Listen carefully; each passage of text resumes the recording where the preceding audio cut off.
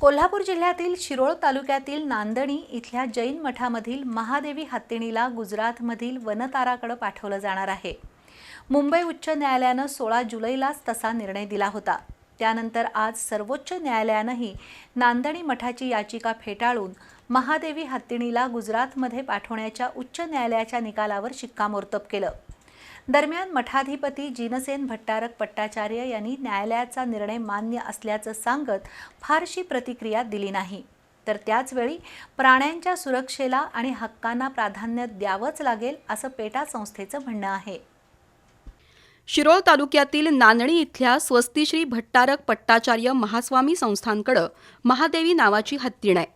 या हत्तीणीला साखळदंडात जखडून ठेवलं जात असून एकटेपणा आणि आजारपण यामुळे या हत्तीणीचं गुजरातमधील वनतारा इथं पुनर्वसन करावं अशी मागणी करणारी याचिका पेटा या प्राणीमित्र संघटनेनं मुंबई उच्च न्यायालयात दाखल केली होती। त्यानंतर 16 जुलै रोजी मुंबई उच्च न्यायालयानं महादेवी हत्तीणीला गुजरातमध्ये स्थलांतरित करण्याचा आदेश दिला। त्यानुसार वनताराची एक टीम नांदणी गावात आली। त्यानंतर नांदणीमधील ग्रामस्थांनी रस्त्यावर उतरून मूक मोर्चा काढला होता।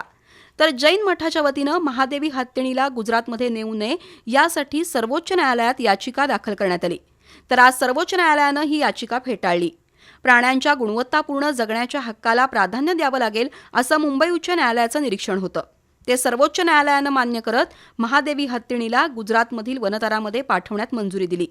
त्यामुळे लवकरच नांदणीमधील महादेवी हत्तीण गुजरातला जाईल। दरम्यान न्यायालयाचा निकाल मान्य असल्याचं सांगत मठाधिपती जिनसेन भट्टारक पट्टाचार्य यांनी कसलीही प्रतिक्रिया दिली नाही।